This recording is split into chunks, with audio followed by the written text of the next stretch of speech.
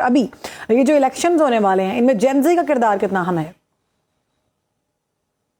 देखिए शहरबानो, जेंजी ने ही तो आउस्ट किया हसीना वाजिद को। जेंजी जी की ही तो तहरीक थी। जेंजी ही तो इस बात को मान नहीं रहे थे कि जो फॉरेन इन्फ्लुएंस है उनके मुल्क के अंदर इतना ज्यादा हो। उन्हीं ने तो ये बात सबसे पहले ना सिर्फ ये कि समझी, बल्कि उसको फिर उसके बारे में बहुत आर्टिकुलेट हुए और फिर सड़कों पे निकल आए।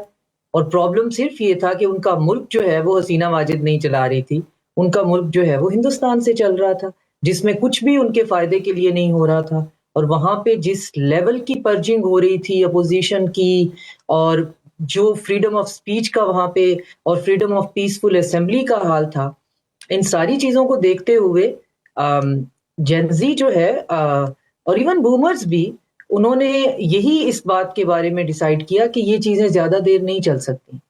और और और जाना पड़ा। और उसकी अपनी करप्शन भी बहुत ज्यादा थी। हसीना वाजिद की प्रॉब्लम बहुत ज्यादा थे, सिर्फ एक प्रॉब्लम नहीं था।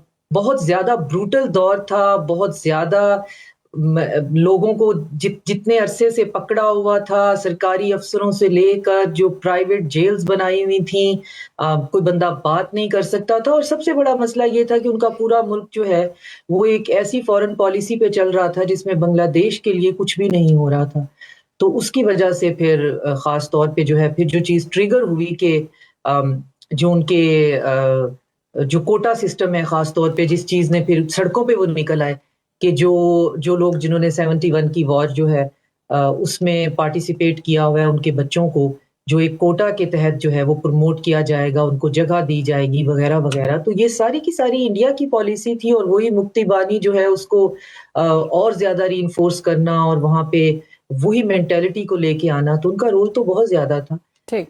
लेट्स सी कि अब उसमें आगे चलकर कितना वो पार्टिसिपेट कर पाते हैं और क्या करते हैं।